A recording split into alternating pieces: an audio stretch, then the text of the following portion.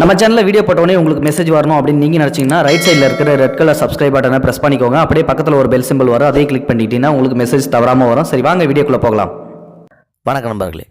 சேலம் மாவட்டம் அஸ்தம்பட்டியில் உள்ள பெண்கள் கிளை சிறையில் முதல் நிலை காவலராக பணியாற்றி வந்தவர்தான் எஸ் காயத்ரி மாலா. வயது 33. இவர் கோவையை சேர்ந்தவர். காயத்ரி மாலாவுக்கும் மதுரை மத்திய சிறையில் சப் ஜெயிலராக பணியாற்றி வரும் தமிழ்ச்செல்வன் என்பவரும் காதலித்து திருமணம் செய்து கொண்டனர். தமிழ்ச்செல்வன், காயத்ரி மாலா இருவருமே ஏற்கனவே திருமணமாகி விவாகரத்து பெற்றவர்கள். கடந்த 2002ஆம் ஆண்டு 2ஆம் நிலை காவல் நிலையராக வேலைக்கு சேர்ந்த காயத்ரி மாலா பதவி உயர்வு பெற்று 8 மாதங்களுக்கு முன்பு கோவையில் இருந்து சேலத்திற்கு வந்தார். சேலத்தில் ஐயந்திரு மாளிகை ஹவுசிங் போர்டு குடியிருப்பில் காயத்ரி மாலா வசித்து வந்தார். கோவை வரதராஜபுரம் RVS நகரில் காயத்ரி மாலாவுக்கு சொந்தமாக வீடு உள்ளது.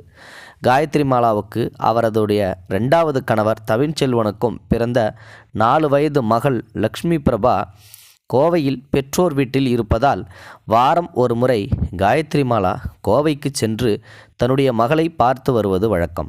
கடந்த சனிக்கிழமை இரவு 7 மணிக்கு சேலம் புதிய பஸ் நிலையத்துக்கு வந்த காயத்ரி மாலா அங்கிருந்து கோவைக்கு பஸ்ஸில் புறப்பட்டு சென்றதாக கூறப்படுகிறது. ஆனால் அவர் கோவைக்கு செல்லவில்லை. திடீரென்று மாயமான அவருடைய செல்போன் இணைப்பும் துண்டிக்கப்பட்டு இருந்தது. இது குறித்து சேலம் பள்ளப்பட்டி போலீஸில் புகார் செய்யப்பட்டது. போலீசார் வழக்கு பதிவு செய்து விசாரணை நடத்தி வந்தனர்.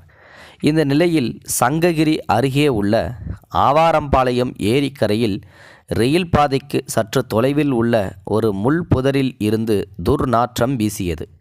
நேற்று காலை அந்த வழியாக சென்றவர்கள் அங்கு அழுகிய நிலையில் ஒரு பெண்ணின் பிணம் தலைக்குப்புற கிடந்ததைக் கண்டு அதிர்ச்சி அடைந்தனர். அந்த பெண் அணிந்திருந்த சுடிதார் விலக்கப்பட்டு சுடிதாரின் டாப்ஸும் கழட்டப்பட்ட நிலையில் அந்த பெண் அரை நிர்வாண கோலத்தில் கிடந்தார். மேலும் அந்த பெண்ணின் தலையில் சுமார் 25 கிலோ எடை கொண்ட பெரிய பாறாங்கல்லும் வைக்கப்பட்டு கிடந்தது. இது குறித்து சங்ககிரி போலீசாருக்கு தகவலும் தெரிவிக்கப்பட்டது.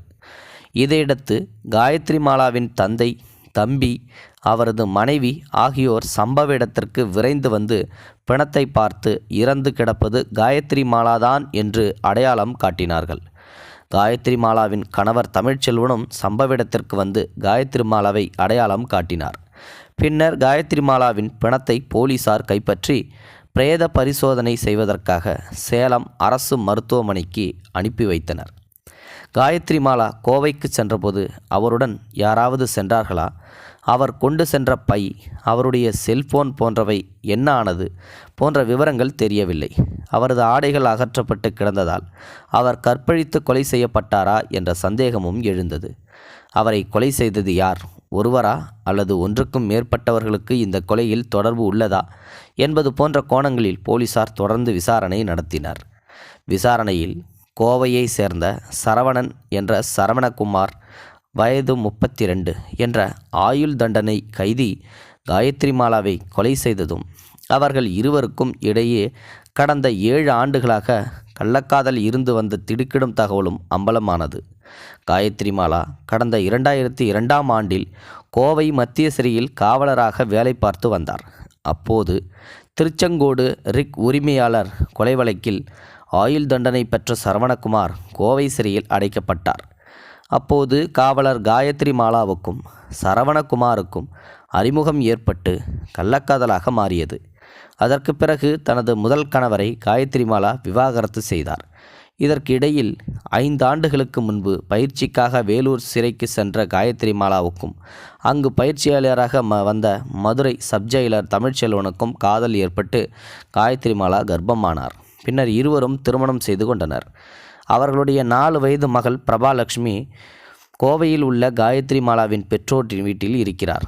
இந்த நிலையில்தான் ஆயுள் தண்டனை கைதி சரவணகுமாருடன் இருந்த கள்ளக்காதலியும் காயத்ரி மாலா கைவிடவில்லை.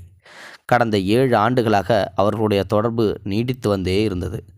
அதன்படி கோவை செல்லும் வழியில் காயத்ரி மாலா சங்ககிரியில் இறங்கி சரவணகுமாரை சந்தித்து பேசினார். பின்னர் அங்கிருந்து 4 கிலோமீட்டர் தூரத்தில் உள்ள ஆவாரம்பாளையம் ஏரிக்கரைக்கு சென்று இருவரும் உல்லாசமாக இருந்ததாக கூறப்படுகிறது. அதற்கு பிறகு இருவருக்கும் இடையே ஏற்பட்ட வாக்குவாதத்தால் ஆத்திரம் அடைந்த சரவணகுமார் பெரிய பாறாங்கல்லை தலையில் தூக்கி போட்டு காயத்ரி மாலாவை கொலை செய்ததாகவும் போலீசாரிடம் அளித்த வாக்குமூலத்தில் குறிப்பிட்டிருக்கிறார். சரவணகுமார் எடுத்து சென்ற காயத்ரி மாலாவின் செல்போன், தாலி செயின், கைக்கடிகாரம் ஆகியவற்றை போலீசார் கைப்பற்றினார்கள். அந்த செல்போன் மூலம் இந்த வழக்கில் போலீசார் துப்பு துலக்கி கொலையாளியை பிடித்துள்ளனர். இந்த வழக்கில் 48 மணி நேரத்தில் துப்பு துலக்கிய சேலம் பள்ளப்பட்டி போலீஸ் இன்ஸ்பெக்டர் அண்ணாதுரை தலைமையிலான தனி போலீஸ் படையினரை போலீஸ் கமிஷனர் சுனில்குமார் சிங் பாராட்டினார். சேலம் பெண்கள் கிளை சிறை காவலர் காயத்ரி மாலா கொலை தொடர்பாக கைது செய்யப்பட்ட சரவணகுமார் சேலம் பள்ளப்பட்டி போலீஸில் அளித்துள்ள வாக்குமூலத்தில், என்னுடைய பெயர் சரவணன் என்கிற சரவணகுமார். எனக்கு வயது 32. ஓமலூரை அடுத்த செங்கரடில் வசித்து வருகிறேன். எனக்கு திருமணமாகி பிள்ளையம்மாள் என்ற மனைவி இருக்கிறார். எனக்கு ஒரு குழந்தையும் உள்ளது. தற்போது எனது மனைவி 8 மாத கர்ப்பிணியாக இருக்கிறார். கடந்த 1997ஆம் ஆண்டு திருச்செங்கோடு ரூரல் போலீஸ் நிலைய எல்லையில் ரிக் வாகன உரிமையாளர் செங்கோட கவுண்டர் என்பவரை கொலை செய்த வழக்கில் எனக்கு ஆயுள் தண்டனை விதிக்கப்பட்டு நான் கோவை மத்திய சிறையில் அடைக்கப்பட்டேன். சாப்பாடு வண்டியை தள்ளிச் செல்வேன். அங்கு எனது நன்னடத்தை காரணமாக எனக்கு சாப்பாடு வண்டியை தள்ளிச் செல்லும் வேலை தரப்பட்டது. நான் கோவை பெண்கள் சிறைக்கு சாப்பாடு வண்டியை தினமும் தள்ளிச் செல்வேன். அப்போது எனக்கும் பெண்கள் சிறையில் பணிபுரிந்து வந்த காயத்ரி மாலாவுக்கும் பழக்கம் ஏற்பட்டது. இந்த பழக்கம் கள்ளத்தொடர்பாக மாறியது. கோவை மத்திய சிறையில் இருந்த அவ்வப்போது நான் பரோலில் வீட்டுக்கு சென்று வந்தேன். ஆரம்பத்தில் போலீஸ் பாதுகாப்புடன் நான் சென்று வந்தேன். பின்னர் எனது நன்னடத்தை காரணமாக நான் தனியாகவே பரோலில் சென்று வீட்டில் உள்ளவர்களை பார்த்துவிட்டு மீண்டும் சிறைக்கு வர அனுமதித்தார்கள்.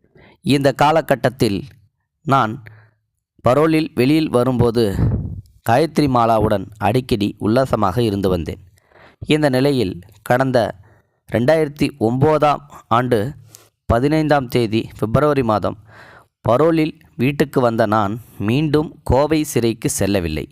இதனால் 24ஆம் தேதி என்னுடைய மீது வழக்கு பதிவு செய்யப்பட்டது. இதற்கு பிறகும் நான் காயத்ரி மாலாவுடன் உல்லாச வாழ்க்கையை தொடர்ந்து வந்தேன். இந்த நிலையில் கடந்த 31ஆம் தேதி அவர் என்னிடம் செல்போன் தொடர்பு கொண்டு பேசினார். தான் கோவைக்கு செல்வதாக தனது கணவரிடம் கூறிவிட்டதாகவும், நீ சங்ககிரிக்கு வா என்றும் கூறினார். அதன்படி நானும் சங்ககிரி பஸ் நிலையத்திற்கு முன்னதாகவே சென்று காயத்ரி மாலா வருகைக்காக காத்திருந்தேன். உல்லாசமாக இருக்க வற்புறுத்தினார். பஸ்ஸில் அவர் வந்த நேரத்தில் நான் அவரிடம் 3 முறை தொடர்பு கொண்டு பேசினேன். அதே போல அவரும் என்னிடம் 3 முறை தொடர்பு கொண்டு பேசினார். சங்ககிரி பஸ் நிலையத்தில் காயத்ரி மாலா வந்து இறங்கியதும் 2 பேரும் சங்ககிரியில் இருந்து 3 கிலோமீட்டர் தொலைவில் ரயில்வே பாதை அருகில் உள்ள ஆவாரம்பாளையம் ஏரிக்கு சென்றோம். அங்குதான் நாங்கள் அடிக்கடி சந்தித்து உல்லாசமாக இருப்பது வழக்கம். அதே போல 31ஆம் தேதியும் நாங்கள் அங்கு உல்லாசமாக இருந்தோம். அப்போது நான் காயத்ரி மாலாவிடம் 5000 ரூபாய் கேட்டேன். அதற்கு அவர் 5000 தருகிறேன், ஆனால் நீ வாரம் ஒரு முறை என்னை சந்தித்து உல்லாசமாக இருக்க வேண்டும் என்று நிர்பந்தித்தார். மிரட்டியதால் கொன்றேன். அதற்கு நான், எனது மனைவி தற்போது கர்ப்பிணியாக உள்ளார், என்னால் வாரம் ஒரு முறை வர முடியாது என்று கூறினேன். அதை கேட்ட காயத்ரி மாலா, நீ கொலை வழக்கில் ஆயுள் தண்டனை பெற்றவன், இப்போது பரோலில் வெளியே வந்துவிட்டு தலைமறைவாக இருக்கிறாய். நான் நினைத்தால் உன்னை போலீஸில் மாட்டிவிடுவேன், உன்னை சிறையில் அடைத்து விடுவேன், ஒழுங்காக நான் சொல்வதை கேள் என்று மிரட்டினார். இவ்வாறு அவர் கூறியதும் எனக்கு ஆத்திரம் வந்தது. எங்கே நான் தலைமறைவாக இருப்பதை காயத்ரி மாலா சொல்லிவிடுவாரோ என நினைத்தேன். இதனால் அவரை கொலை செய்ய திட்டமிட்டேன். அதன்படி காயத்ரி மாலாவின் தலையில் கல்லை தூக்கி போட்டேன். செல்போன் காட்டி கொடுத்தது. இதில் அவர் மயங்கி விழுந்தார். அதன் பின்னர் அவர் கழுத்தில் அணிந்திருந்த தாலி செயின், தோடு, கைக்கடிகாரம் மற்றும் செல்போன் போன்றவற்றை திருடினேன். பின்னர் அங்குள்ள புதரில் காயத்ரி மாலாவின் உடலை இழுத்து போட்டு அவரின் தலையில் பெரிய கல்லை போட்டு விட்டு ஓடிவிட்டேன். காயத்ரி மாலாவை கொன்றுவிட்டு நான் கருப்பூர் அருகே செங்கரடியில் உள்ள எனது வீட்டிற்கு சென்று விட்டேன். இந்த நிலையில் காயத்ரி மாலா காணாமல் போனது பற்றி அவரின் தந்தை பள்ளப்பட்டி போலீசில் புகார் செய்தார். போலீசார் காயத்ரி மாலாவின் செல்போன் எண்ணை கொண்டு யாருக்கெல்லாம் பேசினார் என விசாரித்தார்கள். அதில் நான் அவரிடம் பேசியிருப்பது தெரியவந்தது. இதன் பின்னர் போலீசார் என்னை பிடித்து விசாரணை நடத்தினர். இதனால் வேறு வழியின்றி நான் காயத்ரி மாலாவை கொன்றதை ஒப்புக்கொன்றேன். இவ்வாறு சரவணகுமார் வாக்குமூலத்தில் சொல்லியிருக்கிறார். இந்த சம்பவம் அந்த பகுதியில் பெரும் பரபரப்பை ஏற்படுத்தியுள்ளது. இது போன்ற செய்திகளை உடனுக்குடன் நீங்கள் தெரிந்து கொள்ள மறக்காமல் எங்களுடைய சேனலை சப்ஸ்கிரைப் செய்யவும், கூடவே பக்கத்தில் வரும் பெல் ஐக்கானையும் கிளிக் செய்யவும்.